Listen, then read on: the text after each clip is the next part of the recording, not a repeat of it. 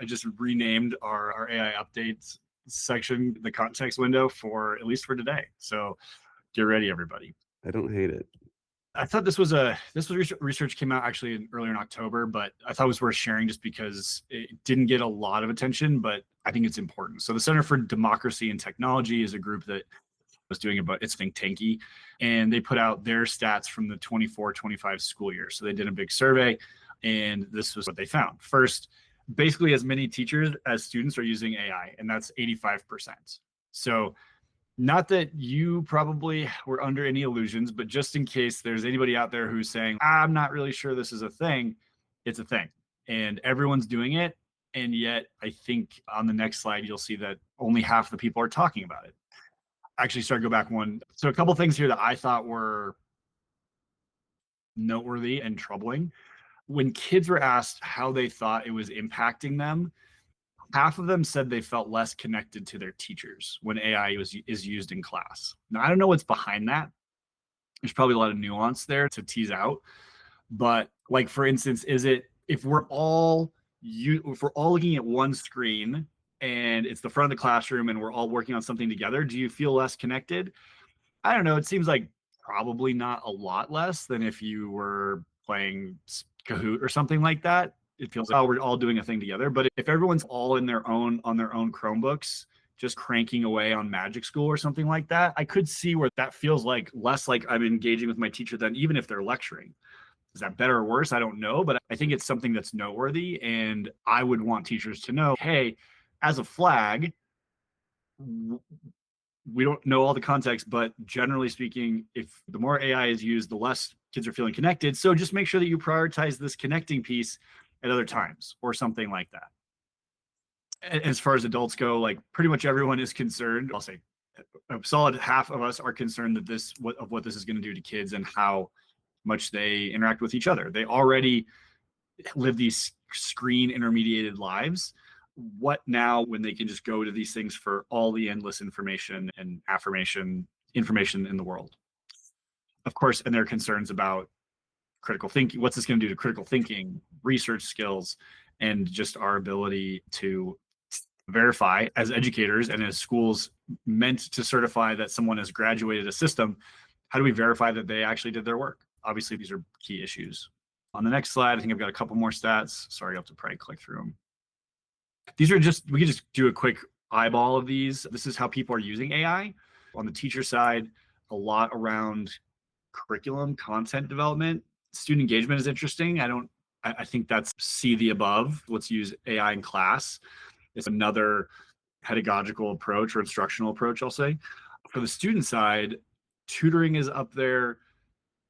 So is relationship advice. I saw another stat where it's actually the amount of time that kids are spending in like friendship / romantic and even sexual conversations dwarfs homework time.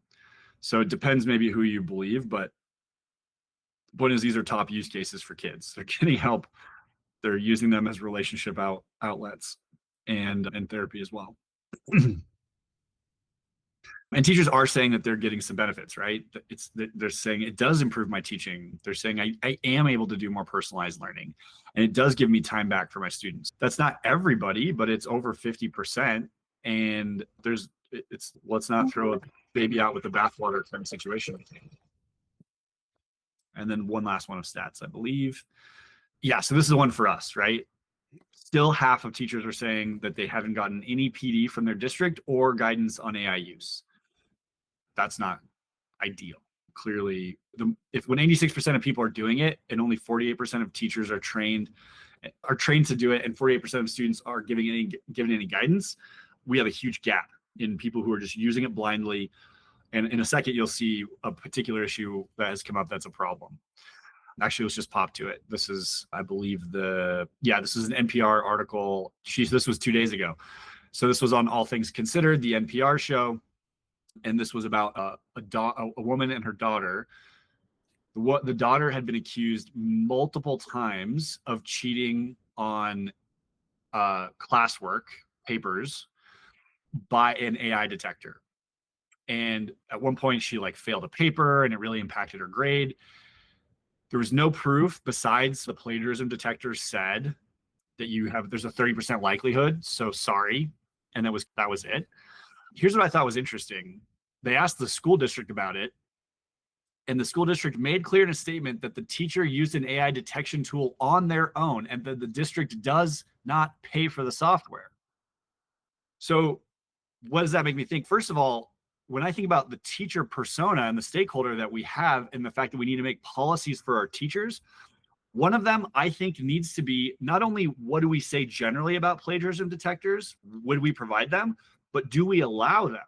Like a district has to take a stance on, can a teacher procure their own AI detection tool and deploy it? It sounds like that's a huge time bomb waiting to explode. But it's one to take a position on, because here's a case where a teacher basically went rogue, said, I'm going to catch these dang kids no matter what. And now they're in on NPR because of it. Not the kind of news you want. So that clearly wasn't communicated to the teacher, hey, you cannot use these. Or if you can, you have to use, if you're able to, you have to use it in this way. You have to give them a redo. You have to whatever. And so the lack of clarity is creating problems. And then I think the part at the bottom is really interesting. Oh, sorry. They also say, we told them do not rely on such tools, but they did not prevent them in policy. The sad part for me was that the sad part at the bottom was the girl saying, because this keeps happening to her, she now runs her papers through AI detectors and changes her writing because the AI detectors are false positive flagging her work. And it just seems like now we're adding an unnecessary burden to this girl and students like her who are writing a certain way. Maybe it's formulaic, maybe it's not terribly interesting, but it's a way that she was taught to write. And now she has to go change it, very probably not in ways that are substantively or content wise better. She's probably just changing words around to make it go away. So I think that's a problem. And I just wanted to flag it for you guys. And I would just add, in our last cohort of the academy, there was this type of update entailed a legal battle. I don't remember if it was Massachusetts, Finn, Yeah. but these are turning into lawsuits sometimes that are going before boards of education, and the students are winning. It does run directly into ed code considerations with teacher independence and authority over their curriculum and assessment. I know some districts just don't want to engage with the instructional side when it comes to collective bargaining agreements. But yeah, I think we've shared in past updates how comically bad AI detectors are. If you put in, one of the most famous examples is the Bill of Rights will be, if you just pasted that in verbatim, that's seen as 99% AI generated. It's always, I think the best understanding right now is that this is a feature and not a bug of AI systems. They will probably always have this issue because of how they work. Like, they're trained on the corpus of knowledge. Yeah, like the Bill of Rights looks like something it was trained on because it has been trained on the Bill of Rights and other founding documents and legalese and stuff. Yeah, just there really isn't. If you buy Turnitin, if you buy Grammarly Pro or whatever, those aren't a solution for a district. It's just really, it's a training issue. And yeah, when I train our teachers, it's just, yeah, if you're going to use it with your own professional discretion as a data point, as part of a larger kind of discussion around academic integrity, then maybe sure. But the teachers who are just, they have their one detector that they're using and they plug all student papers into that, and if they're just blindly following, it's doing damage. It also, another thing that makes this hard is the way some of these technologies work is they look at multiple factors, but one of them is, are you copying and pasting large chunks of text? So this whole paragraph was completed in 0.001 seconds. It was just a copy and paste. That's indicative of plagiarism. Sure.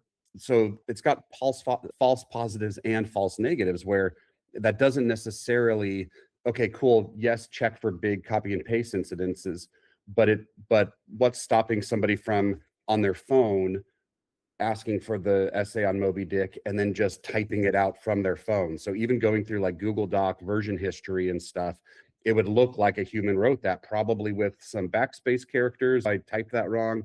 So it just enters a really murky territory. And I think we've just, yeah, to Finn's point, with our policies, we have to be more sophisticated than, I use plagiarism detectors and that's my sole source of truth. Yeah. Cool. In the world of AI updates, one of the big ones that came out was Google's new image creator called Nano Banana. So this is a Nano Banana generated image. And one of the ways you can tell is there's a little Gemini sparkle in the bottom right.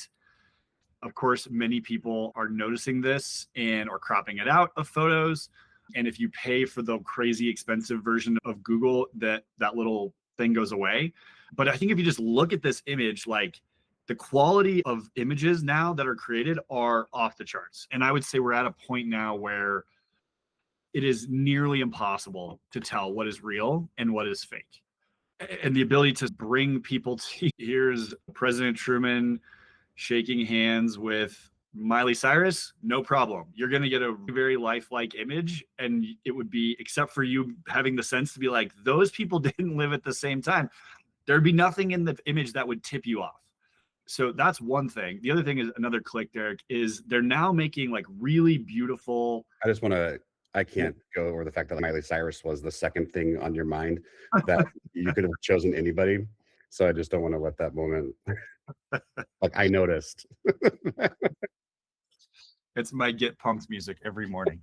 But it's now making these like really incredible infographics. And you'll remember 2 years ago when it was making these, the text was just embarrassingly bad. It was not text. It was something resembling characters. This is not only designed and beautiful, but the text is all AI generated. And it's all like every character is basically right. You have to look pretty hard here to find something that looks off. And otherwise, like this is a really nice looking thing, right? That came out of Nano Banana, and somebody just saying, make me an infographic on the benefits of honey or whatever. And this is what it came up with. So I have another couple examples on the next one that I think I just also wanted to hit. So here's an example of people using their prompts, of sharing their prompts. A riveting 9-part story with 9 images with these 2 protagonists and their adventures as secret superheroes. Like this is the kind of thing you could imagine kids getting pretty excited about and really interested in telling the story and like having them explain the storyboard, right? And see it, practice your writing and see what it can generate. That's a cool use case. The flip side of this, by the way, is that Adobe's product Express, right, is doing the same thing in a lot of ways. And I was alerted by some parents in a WhatsApp group I'm in that it was starting to make some very disturbing images, including a man with a gun, actually multiple images of men with guns, really overly scary, like monsters under a bed. So if you are allowing in your district, allowing kids to do these things, I would test it pretty strongly to see what can it do. These are very safe, innocuous sort of things. But if you asked it for something scary, like how far does it go? I don't know. I don't have the Gemini Google the education account, but if you have it and you've turned this on or you're thinking about it, I would definitely run it through like some tests, which in the AI world, we would call evaluations or evals. One more click. I thought on this side though, I want to point out one of the things that's been really progressing to both in image, and I just saw one yesterday around audio, is like this concept of durability. So if you had tried to do something like this before, and maybe you were a graphic designer and you created a cartoon or a comic character like this top one, it might get that right for the first frame, but by like frame 6, that character is not going to look anything alike. Like the more repetitions it has of creating something, the more it just like morphs into a totally different thing. And there's some pretty fun like time loops where people will start with a picture of The Rock, maybe you've seen them, and just say, hey, ChatGPT, clone this picture, and then feed the cloned picture and say, clone this picture, and then feed it 100 times. And it turns into a family of 3 on a roller coaster or something. It's like totally different.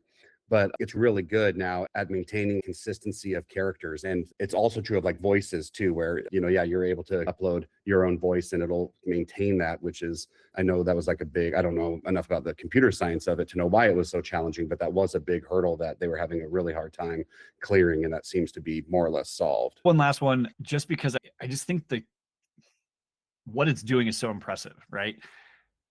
This person took a picture of raw ingredients and said, turn these ingredients into a refined, delicious looking dessert inspired by these ingredients, played it as if it were a dish at a 5-star avant-garde restaurant. So it's doing the hard thinking of being like, oh, what do we see? Okay, what could that make? What would that thing look like? Okay, let's make that image. Like there are multiple steps in this process. It's doing some really impressive work, right? And it's actually like really thoughtful and honestly challenging what a not insignificant chunk of our population could do. I couldn't probably do this thing at all. I'm a reasonably intelligent person, but I don't know baking. I don't know recipes, and I certainly don't know like graphic design that looks like high-end photo shoot. So there's just so many interesting things here, I think, that are now being rolled into the technology. And I just think it's a really interesting time. We have to like ask ourselves so many questions about how do we use this thing and how do we deploy it in ways, because you can imagine a kid sending Gemini a picture of another kid saying, give me 10 of the best insults for a kid that looks like this. And they would be probably scathing. And you go on, right? And so I just think this is a really interesting thing. And I think it's good that we're talking about it, and hopefully our minds are starting to get out ahead of it just a little bit. The other big one I wanted to share about was NotebookLM. So some of you probably are familiar. I just give me a quick like thumbs up, thumbs down if you're familiar with NotebookLM. Thumbs up, thumbs up, thumbs up. Great. The only thing I wanted to say here, given that you all know about it, is that they just released, there was another round that just came out. And so now you're not only making the podcast, but they can make any infographic. Those were there before, or sorry, the mind map. Now there's an infographic, a video walkthrough, PowerPoint, Google Slides, and something else that have come out it's all now packed into it. So this thing's getting only more powerful, and so obviously really cool. And I think that the use cases in education Derek and I were talking about this, are probably the strongest, just because the learning side of it and the studying part of it, the ability to make flashcards and mind maps and ask it questions, it's super powerful. And schools and districts are already so used to like the mental construct of a shared drive or a team drive or a kind of like network drive. And yeah, I think notebooks are going to function as that, where personnel, that what would normally live on the J drive for personnel or whatever, is now uploaded into a NotebookLM, and it's queryable and all of that. Yeah, for sure.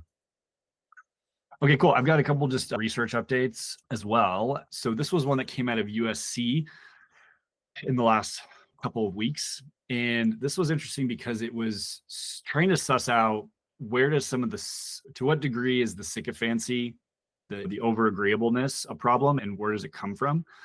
So the interesting thing here is that the LLM, when a kid was talking with its AI tutor, this is what it was, an AI tutor, and it suggested a wrong answer versus no answer, oftentimes the LLM would go with the suggestion.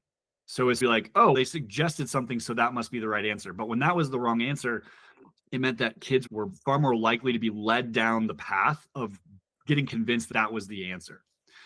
And so it undermined this idea that the LLM, not that anybody thinks it's the gospel or anything like that, but it was giving some giving some indications of like why it goes off the path. And sometimes it's because of the things that we suggest.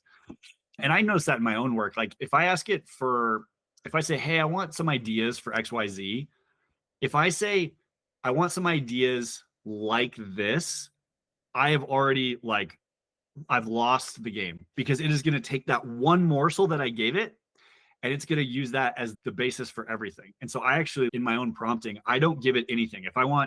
Because I want it to be random, or I want it to be creative. And if I give it anything, it over indexes on that thing. I think there's a problem here when kids are using LLMs, obviously, and especially kids who are using the free tier. If you're using just chatgpt.com, you don't pay, you don't even log in. If they say, hey, I think it's a squared plus b equals c squared, the LLM's gonna be like, yep, that sounds great. Let's figure out how to get to a squared plus b equals c squared. And so you missed something here. And even the newer models do this too. It's not just, you're using old models. No, it's not that. They just have this problem around wanting to agree and wanting to go with what we say. And kids need to be made aware that, hey, this thing wants to go along with whatever you say. And so if you accidentally give it a wrong answer, it's just going to go along with that. There's a way to use it where you don't lead the witness, but also there needs to be a thoughtfulness about when and how we use it. Okay. So this one was a paper put out by OpenAI and a math research group, I think. They're basically asking the question like, can new models help advance research? And they found that yes, they can. GPT-5 was able to figure out 4 new ways to solve these sort of nagging math problems that people had come up with, that people had put out there as, hey, we should try to solve this. So they were really good at doing complex tasks, including like theoretical physics and modeling theoretical ideas of physics. However, that they still needed a lot of coaching. Like the thing they said, they had to warm the models up as they were having these conversations. They had to warm them up with easy questions before they could get to hard ones. So next click, what am I taking away from this? I think what's interesting here is that there is still an amount to which AI is a skill to use and to amplify your work. It is not something that can wholesale replace a person, and certainly not an expert. A couple of the things that the experts found was that if you could break problems down into smaller parts, which we talk about at Evergreen as computational thinking, and Derek's been actually doing a lot of work on that recently, recognizing when an output was wrong or on the wrong track. So that takes some expertise, and then able to redirect the model. So that takes some AI, some acumen, basically, to know, okay, you were off here, or just basic communication skills, maybe. So I think this is really interesting. Like now we're in the realm of this thing can do really high-end work that none of us could do, pushing the edge of mathematics, but still needing skills that any of us could learn, right? How do we decompose projects into smaller parts? How do we start to have that sort of sniff test when something's off, and then getting AI models back on track? I think that is AI still a skill? Yeah, I think this is evidence that it is, and it can do some really cool things, but it also takes us having some content expertise, some content knowledge, right? Because otherwise we're never gonna know when it's going off the wrong path. And I think that's what school's about, right? We still want people to know things, and that's still an important part of what we do. All right, last one on the research side, I think Anthropic, so this is the makers of Claude, they came out with research showing how impactful Claude was in sort of economic terms and time terms. And so I've got a couple of charts behind this to show this with more clarity, but on average, they said that AI on Claude, AI is speeding people's work up on tasks given to it by 80%. And that when given complex tasks, I want to make sure I word this correctly.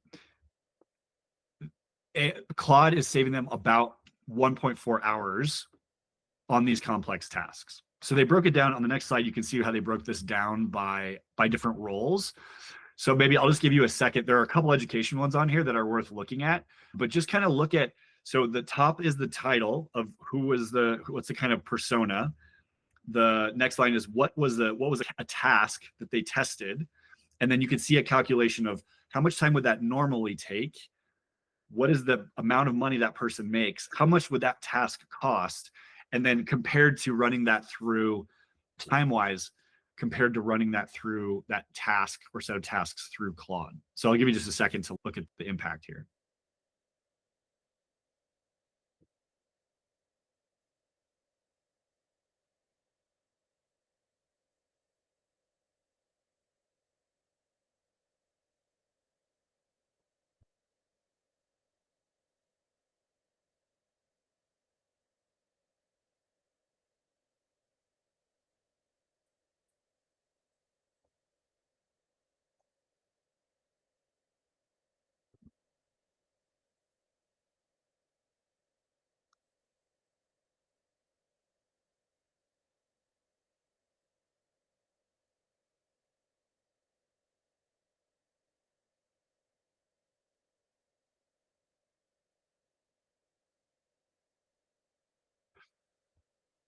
So you'll have the slides to look at this more, and you can look at the research. I think the top left one, they're ranked top to bottom, left to right, from like most time savings to least, right? The top one here, do we want people outsourcing all their curriculum development and their lesson planning to it?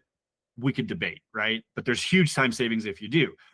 At the bottom, if you look at the tasks of an administrative assistant or something, it's, yeah, Composing, typing, distributing meeting notes, routine correspondence, absolutely save that time all day, every day. If you can get that time back, it's not a big impact of $7 and maybe 20 minutes or whatever. But the point is, over and over again, like that person could get a lot of time back to be on something more strategic or on something that's more people oriented or whatever it might be. There's a lot of juice to be squeezed here if we are using these tools in appropriate ways. So we can debate, do we want this student facing instruction, blah, blah, blah. But there are some huge wins, obviously, just in the administrivia of running schools, right? Running businesses.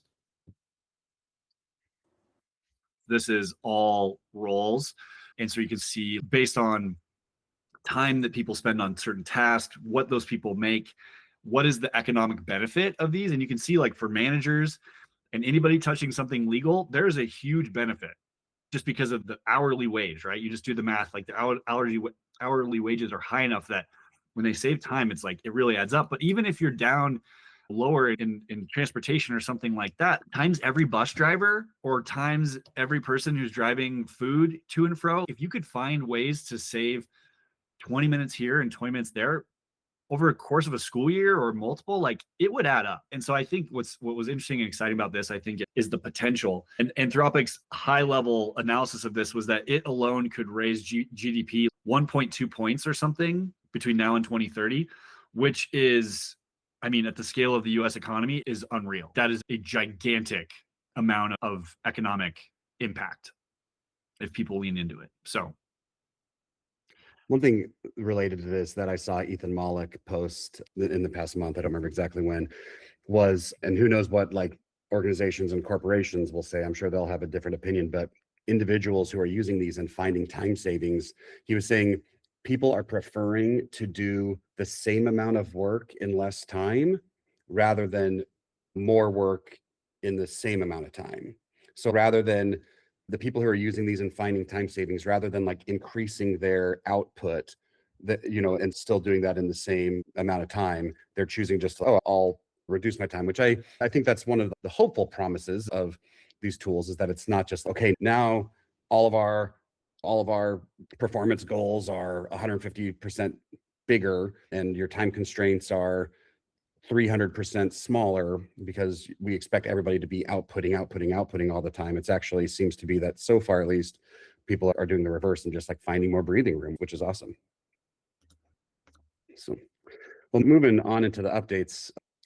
If you don't follow, if you're on X and don't follow Merriam-Webster, they're becoming a pretty funny follow. So they do their word of the year every year. And this year, the word of the year was slop, because slop is a feature of our like society these days.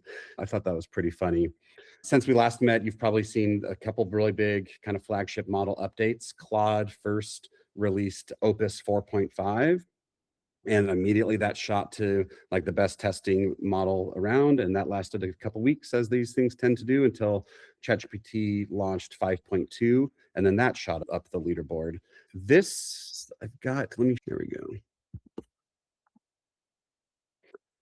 So I had not heard of OpenRouter.ai, but this research I saw in somebody who tweeted had referenced this, and then I went to the source document, and it's pretty cool. I haven't clicked through all of it, but we can send the link afterwards. But under this author level insights by category, this is how and they're looking at like millions of tokens for each of these companies. So this is how the different models are seeing themselves being used. So they categorized usage on, if you can, that's kind of small, trying to zoom in a little more. There we go. So light blue is like it's used for just general trivia, then legal considerations, translation, marketing, health, academia, finance, science, role play, which was interesting. I think when Finn was talking about how it's being used in education, I think a lot of those, how kids are using it, would fall under this category of role play, and then technology generally, and then programming specifically. You can ignore the top ones because really it looks like, starting at those gray bars, but really like science, role play, technology, and programming are just dominating how these models are being used. So this is Anthropic's, this first one is Anthropic. For Google, if I was going to like take a guess, I was talking to Finn last night, I would have guessed that like you'd see a little bit of a different breakdown, but like mostly people who are using Google are using Claude in the same way that they would use Google or using ChatGPT in the same way. It's not at all the case. When you go over to Gemini, role play becomes a much bigger component, and then programming takes a second, but then finance gets way bigger.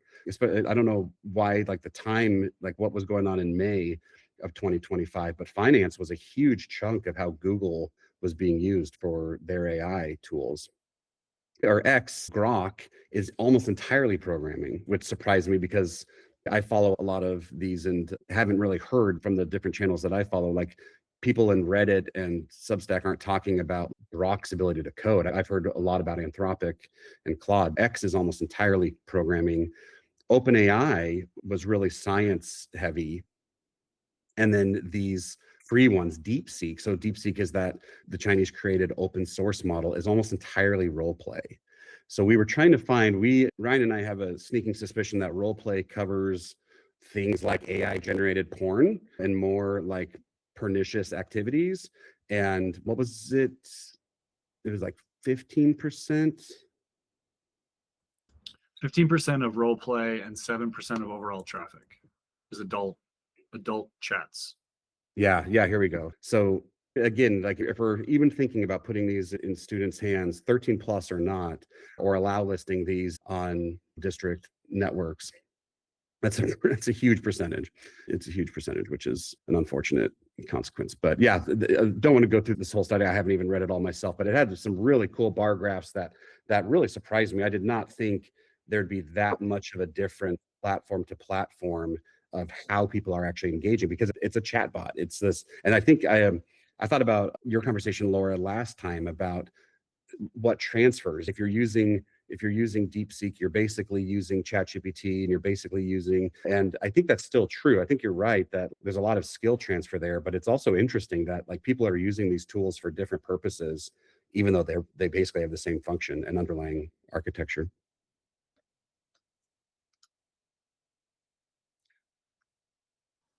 I think even DeepSeek is popular enough that you wouldn't have the outlier effect. But you're making me think, I wonder if what this is really doing is like capturing, there's a type of person, for whatever reason, some people are attracted to Claude more and some people are attracted to Grok more. And like Grok seems to have captured programmers. So there's something about programmers who turn to Grok more, and DeepSeek really encounters role play. It's like sometimes we recommend when we're teaching people how to write a prompt is to create a scenario or a persona around it. So yeah, that's a really good, I don't know. And maybe they spell that out. I was attracted to the pretty graphics and didn't read the fine print, but yeah, maybe they tell exactly. So I'll leave that as an exercise for the reader. AI job disruption is already happening, hopefully for none of you all.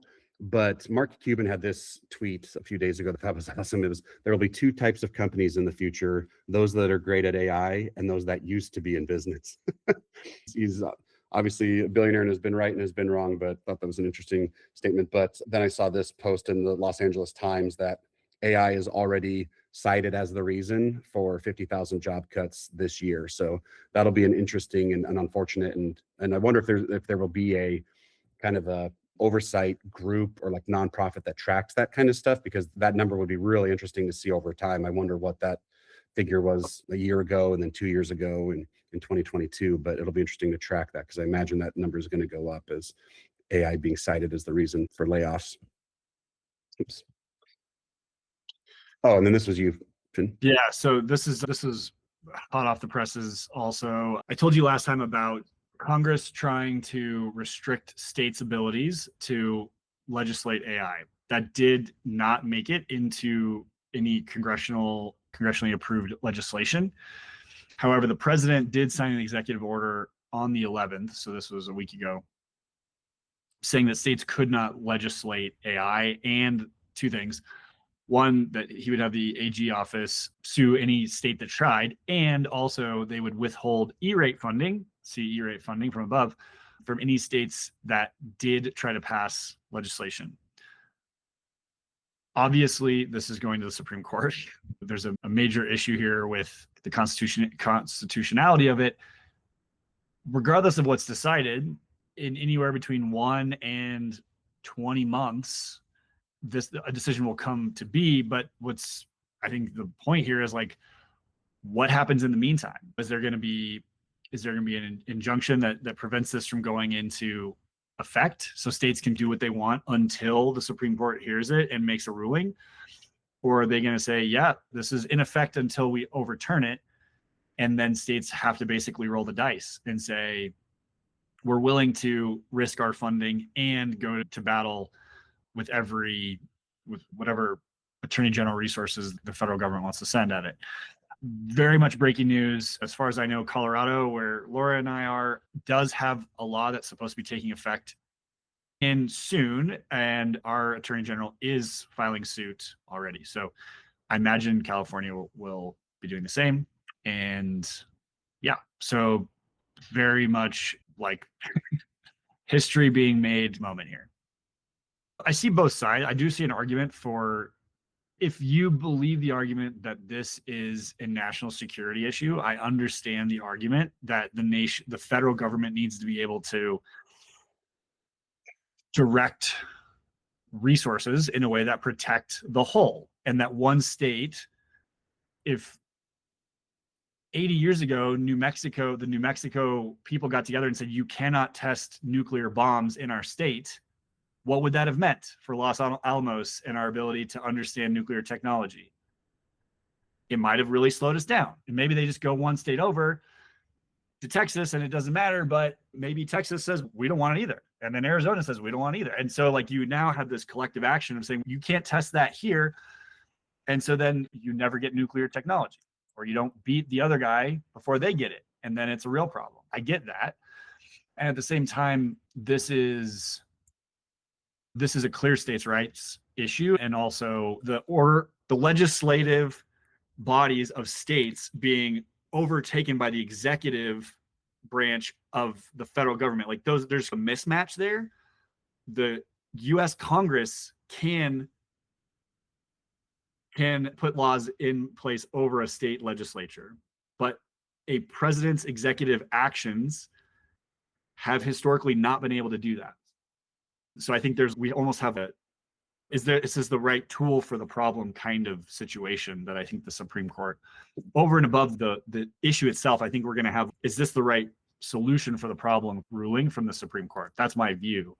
And the last thing I'll say is, if you watch, I only watched a segment of the signing thing, whatever, but the guy who's not on camera here, David Sachs, who is the president's director of AI or AI czar or whatever, he said they would not prosecute any states that are passing laws that protect kids.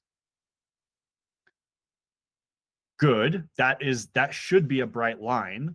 However, that's just a statement. That's not in writing, as far as I know. And I think anything could be viewed like that's a Rorschach test of, is this thing meant to protect kids, or is it meant to slow down? Is it meant to infringe upon the free speech of an AI platform, or come at some sort of ideology? I think it's going to be very fuzzy and probably case by case. And honestly, I'm guessing state by state, depending on who they tend to vote with. That's my bet on what ends up happening here. Tricky stuff. Yeah, I'm trying to think of, California a couple of years ago had a pretty conservative, in the sense of like restrictive to AI creators, law that it was trying to pass, that ended up every OpenAI, Grok, Meta all went to lobby against it because it was defining, I don't remember the exact language because it was a couple of years ago, but and maybe someone from Westside might, but it was, the definition I thought was clever because it was defining, it was trying to allow for like low-level experimentation, like startups and other people, computer scientists, to engage in that space. And then it was defining a tier of energy use that said, once your data centers use X number of kilowatts, I don't remember that number, then you're like categorized as this super AI or something, a big AI firm, and that those were really restrictive and had to meet safety requirements and submit for safety testing and things like that. So I like that on principle, where it's especially, I don't know where I fall in the spectrum of AI is going to be a great thing and could potentially help us defeat cancer and solve for autonomous driving and things like that, versus the people who are like, yeah, if anyone builds a super intelligence, then it's going to see us the way that we see ants right now, and it's going to be totally indifferent. And we don't consider ants when we build our homes and freeways, and this thing might not consider us when it does its plans for the galaxy.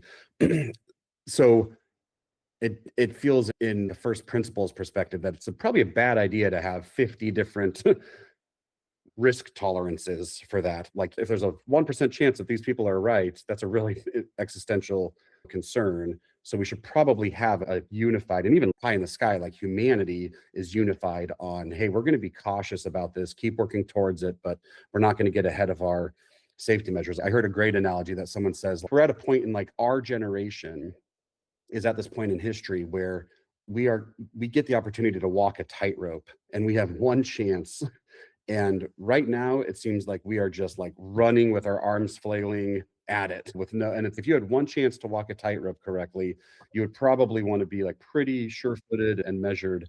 And yeah, so I don't know. I think a more unified approach could be helpful, but also, yeah, pragmatically, these people are paying millions of dollars. The creators of these models are paying millions of dollars for dinners to lobby. So I'm not so sure that federal approach is going to be unbiased. I think it's going to be more lenient towards the builders of these, which could have poor effects.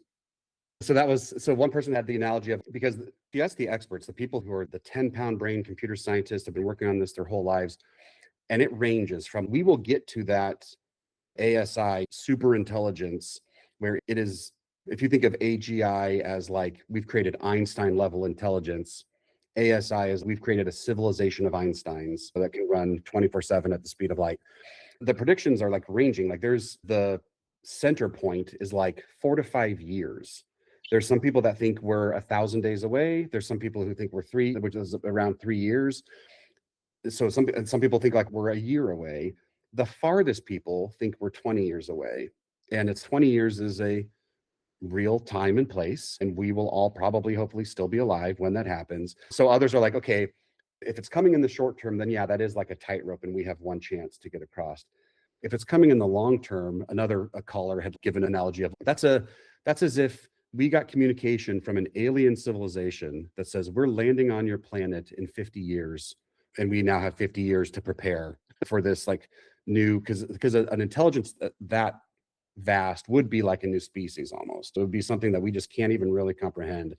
So even if you think in like a 20-year horizon or a 50-year horizon, then yeah, humanity still ought to coalesce around, yeah, this vast intelligence is going to be visiting us in 20 years.